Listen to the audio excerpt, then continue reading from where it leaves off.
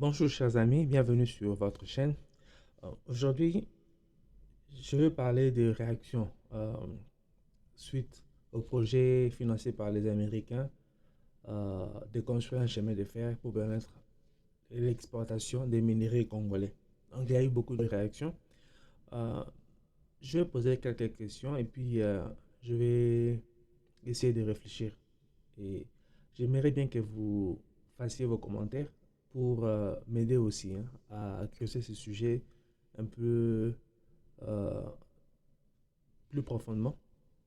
Alors, j'ai vu des réactions partagées. Il y a certains de nos frères congolais qui sont contre, il y en a qui sont pour, et il y a certains qui disent que en fait les Américains viennent piéger les Africains. Alors, chers amis, euh, le président Joe Biden, comme je l'ai dit hier, est allé en Angola où il y avait bien sûr le président angolais, il y avait le président congolais, Félix Tshisekedi, il y avait le président tanzanien, il y avait euh, le vice-président, je pense, je ne sais pas si c'était de la Zambie, si c'était le président, mais en fait, il y avait un représentant de la Zambie, de la Tanzanie, de l'Angola, le président lui-même, et puis Fachi pour le Congo avec Joe Biden. Et comme je le disais hier, c'est que en fait, les Américains ont été rattrapés par le temps. Donc, ils ont laissé la Chine leur prendre une longueur d'onde sur les minéraux stratégiques qui se retrouvent en Afrique, particulièrement au Congo. Et selon les présidents américains, les Chinois ont 80% de ces marchés. Donc, pour ne pas permettre à ce que les Chinois aient tout, les 100% du marché, les Américains viennent maintenant parce qu'ils en ont aussi besoin. Donc, il y a maintenant une confrontation économique entre les États-Unis et la Chine. Les États-Unis qui ne veulent plus vendre leurs technologies avancées à la Chine et la Chine qui ne veut plus vendre les minéraux qui participent à la création de cette haute technologie, de cette technologie avancée aux Américains. Donc les Américains doivent maintenant aller chercher ces minéraux eux-mêmes. Bon, euh, il y a des Congolais qui ne sont pas d'accord que les minéraux du Congo puissent passer par l'Angola. Euh, il y a des amis qui ont dit que, en fait, que c'est l'Angola qui gagne plus. Et il y a des gens qui ont dit que les Américains viennent piéger les Africains.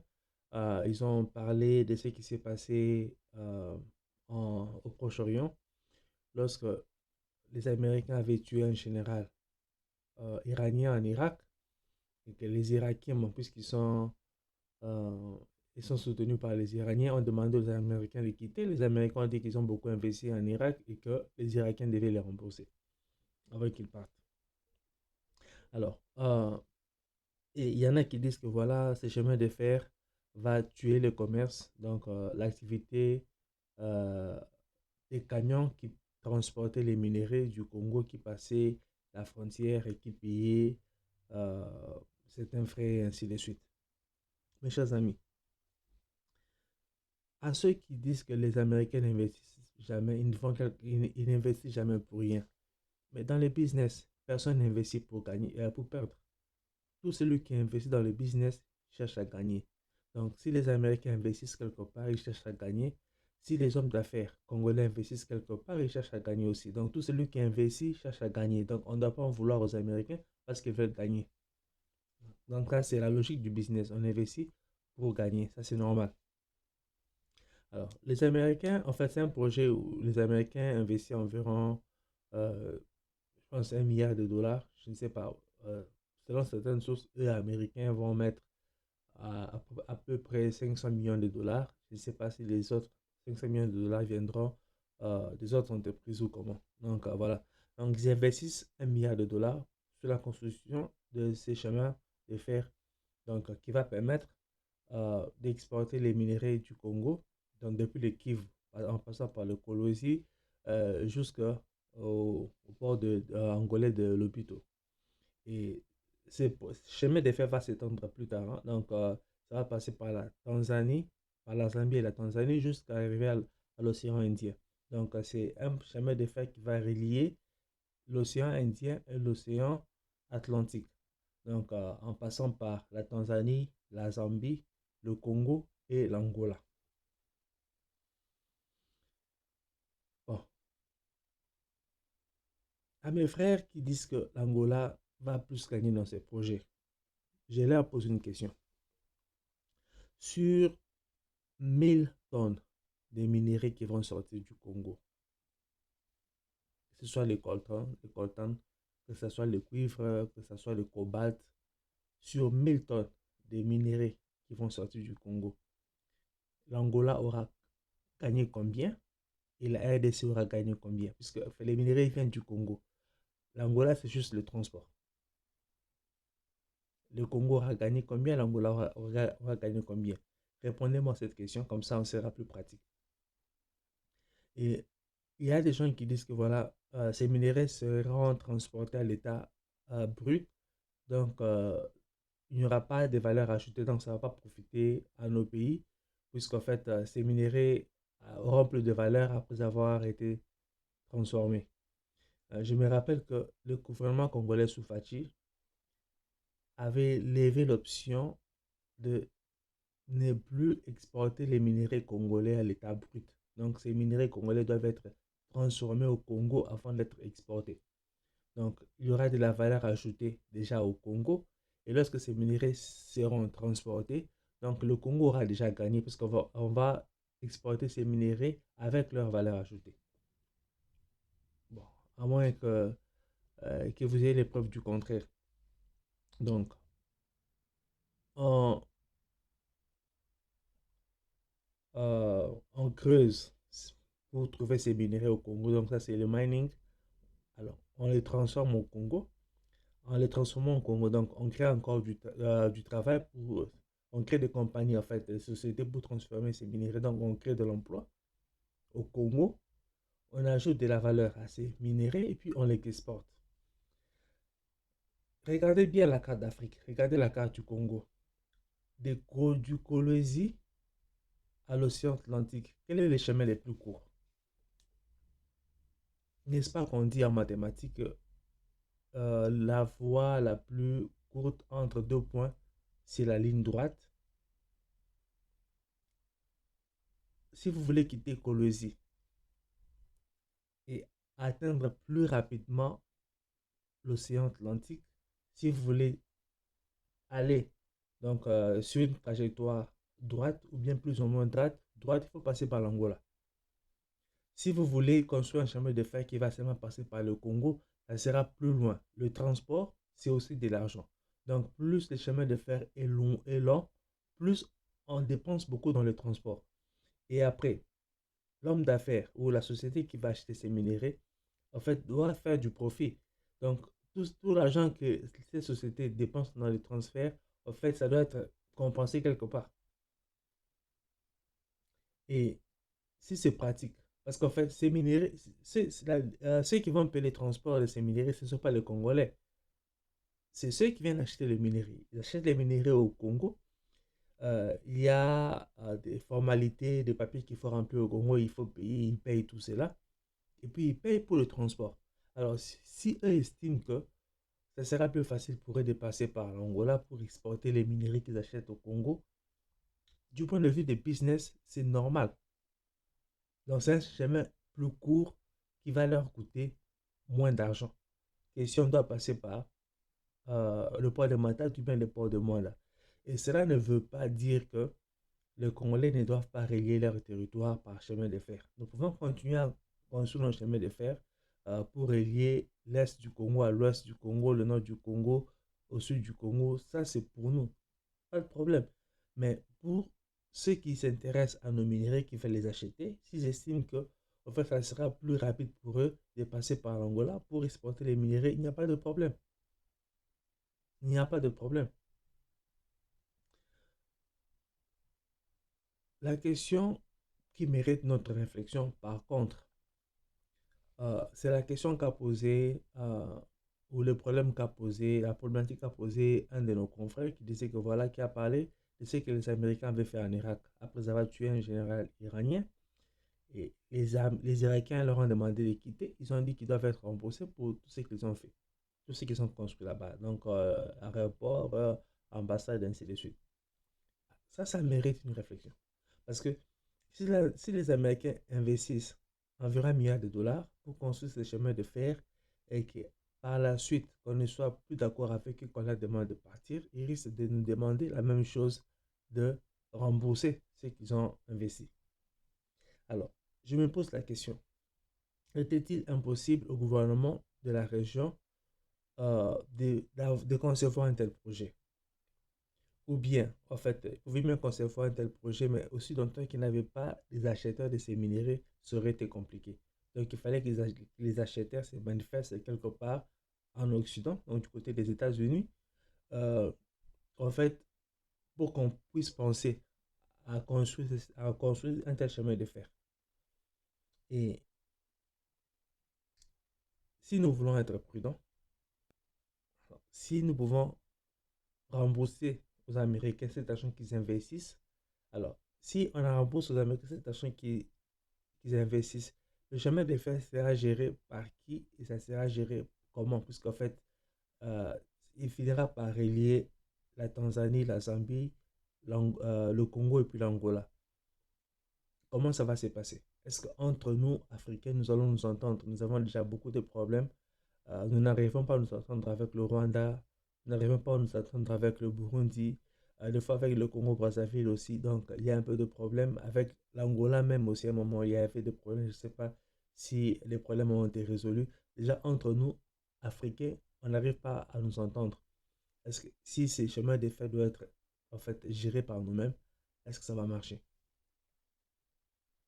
Alors, si on laisse les chemins de fer être gérés par les Occidentaux, et si on ne s'entend plus avec eux, qu'on leur demande de quitter la région, bon, comment ça va se passer? Donc, c'est l'Angola qui va leur demander de quitter, ça sera le Congo, ça sera la Zambie ou bien ça sera la Tanzanie.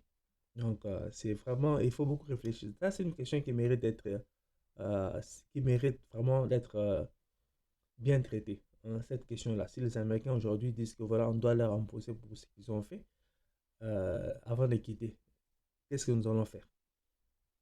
Mais par contre, pour ce qui est de la valeur ajoutée, le président congolais avait levé l'option de transformer les matières brutes au Congo avant de les exporter. Donc, ajouter de la valeur pour que le Congo gagne plus.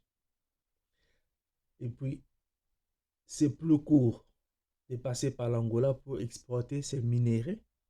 Ça va coûter moins en transport que d'arriver jusqu'à Matadi ou à Manda. Regardez la carte. Regardez où se trouve Kolwezi, Kolwezi, là-bas, et puis Matadi et Mwanda. C'est un trajet qui est plus loin et qui est plus long que si on veut passer par l'Angola. Alors, si on veut, si on, en fait, nous avons deux options, hein, si nous voulons aller jusqu'à Matadi ou à Mwanda. Soit on construit le chemin de fer qui traverse uniquement le territoire congolais, donc ça ne sera pas une ligne droite, ça sera plus long. Ou alors, on veut faire un chemin de fer direct, mais on doit passer par l'Angola. Et ce chemin-là sera encore plus long que si on veut aller de Kolwezi, là-bas, au port angolais de Lopito. Donc ça, c'est pratique sur le plan de transport. Vous savez, mes chers amis, dans les business, en fait,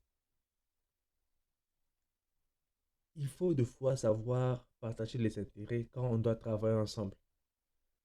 Les Russes exportent leur pétrole et leur gaz en Europe, où ils les faisaient à un moment.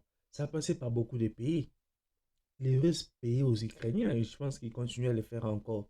Le droit de passage de leur pétrole pour aller en Europe de l'Ouest.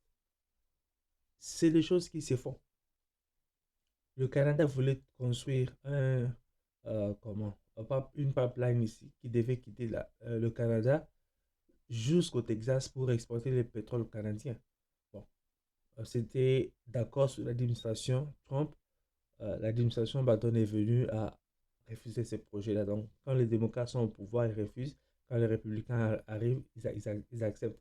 C'est des choses qui se font. Alors, les Canadiens doivent se fâcher parce que le pétrole va transiter par les États-Unis pour être vendu dans le marché international ou pour être vendu au Golfe de Mexique. Ils vont se fâcher parce que voilà, en passant par les États-Unis, ils vont payer beaucoup de frais, ainsi de suite. Non, c'est pratique. C'est pratique. Donc, on ne doit pas ne pas être d'accord parce que ça va passer par l'Angola. Ça, c'est les trajets les plus courts qui va coûter moins en termes de moyens de transport. Bon, certains amis ont dit que voilà, l'Angola gagne plus parce que, en fait, grâce à nos minéraux, l'Angola sera relié de l'ouest à l'est. Ça, c'est leur chance. C'est leur chance. C'est comme nous avons la chance ou nous avons la bénédiction de naître dans un pays qui possède toutes ces ressources naturelles. Donc, si l'Angola se retrouve dans cette position-là géographique, l'Angola en profite. C'est pas la faute à l'Angola, c'est pas la faute au Congo. Donc, les choses sont telles qu'elles sont. Mais si on arrive à savoir que voilà, sur une tonne de minerais qui sort du Congo, voilà, donc l'Angola gagne plus, là on peut discuter. Mais si c'est seulement pour le transport, c'est pas un problème. Et puis, nos frères qui disent que voilà, tous ces camions qui transportaient les minéraux ne vont plus travailler, ne vont plus. C'est beaucoup de travail si on doit transporter des minéraux, beaucoup de minéraux euh, par des camions. Ça va créer d'abord donc beaucoup de trafic sur le chemin, euh, beaucoup de pollution aussi, parce qu'en fait, ça sera beaucoup de camions sur la route. Euh, Ça ne sera pas plus rapide qu'un train. Donc, il y aura tout cela. Et personne ne dit que ces minéraux, en quittant le Congo, arriver à la frontière, en quittant le Congo vers l'Angola, qui ne vont pas payer des frais. Cela ne veut pas dire. Donc, le Congo peut imposer les frais. Voilà. Vous prenez nos minéraux, bien sûr, vous allez passer par notre frontière pour aller en Angola, voilà ce que vous devez payer. C'est possible. Ou s'il n'y a pas, il y a un arrangement pour que ces frais ne soient pas payés, bon, c'est aussi possible. Mais une partie du transport sera fait au Congo, le reste du transport sera fait en Angola. Donc, le Congo va gagner, l'Angola va aussi gagner. Mais c'est aussi un projet qui permet aux pays africains enfin, de travailler ensemble quelque part pour éviter les jalousies.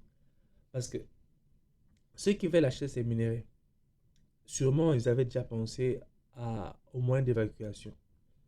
Et s'ils devaient l'évacuer par l'Angola, ils devaient aller en Angola et parler avec le président angolais. Et si le président angolais accepte et qu'il apprenne que le président congolais a refusé, il va dire que, en fait, bon, il y avait un projet qui pouvait nous profiter aussi. Donc, le Congo allait profiter, l'Angola allait profiter. Donc, le Congo a refusé. Bon, il n'y a pas de problème. Et eux, quand ils seront aussi sur un projet qui peut permettre au Congo de profiter, ils vont aussi dire non. Donc, ne soyons pas, euh, comment on dit, très, les gens qui ne partagent pas. Des fois, il faut savoir partager. Savoir partager. Euh, les activités économiques, le business, ça rapproche des gens parce qu'en fait, il y a des intérêts partagés. Donc, on a intérêt à vivre en paix pour que ces intérêts soient sauvegardés. Donc, dans ces projets, euh, certains pays qu'on a considérés comme les chouchous des Occidentaux, des Américains, donc, ne sont pas impliqués. Donc là, je vais parler du Rwanda. Donc, le Rwanda sort un grand perdant. Donc, ça veut dire que les minéraux du Congo qui passaient par le Rwanda, donc avant de moins en moins passer par le Rwanda, cette porte-là commence à se fermer petit à petit. Donc, ça sera moins de moyens pour le gouvernement rwandais parce que le gouvernement rwandais avait refusé la main tendue de Félix pour travailler ensemble. Donc, voilà, mes chers amis, donc, ne faisons pas des discussions seulement sur base de nos sentiments, ne refusons pas des choses seulement parce qu'en fait, on veut être très congolais. Soyons euh, pratiques. Dans le business, c'est d'abord les intérêts. Si celui qui va acheter les minéraux au Congo ou qui va venir acheter régulièrement des minéraux au Congo, dit au gouvernement congolais que voilà, moi je vais acheter les minéraux chez vous, mais pour les acheminer jusqu'à Matadi et à Monda, ça va coûter beaucoup d'argent en transport, en termes de transport. En fait, ça serait bien qu'on passe par l'Angola parce que ça sera plus court. Ça va me coûter moins. C'est pratique. Ce que le Congo veut, c'est vendre ses minéraux. En vendant ces minerais, le Congo gagne déjà. Le transport, bon, si le Congo gagne une partie du transport, c'est bien. Si quelqu'un d'autre gagne, un autre pays gagne, ce n'est pas le Congo qui va payer les transports de cette marchandise, c'est celui qui achète. Donc, si lui, il estime que ça va lui coûter moins de passer par l'Angola, en termes de business, on doit comprendre cela. Donc, on doit pas s'affoler. On doit pas s'affoler. Donc, merci beaucoup de m'avoir suivi. Je vous en prie. Abonnez-vous à notre chaîne si vous ne l'avez pas encore fait. Likez les vidéos, commentez, partagez. Voilà, donc, on est ensemble. Merci beaucoup.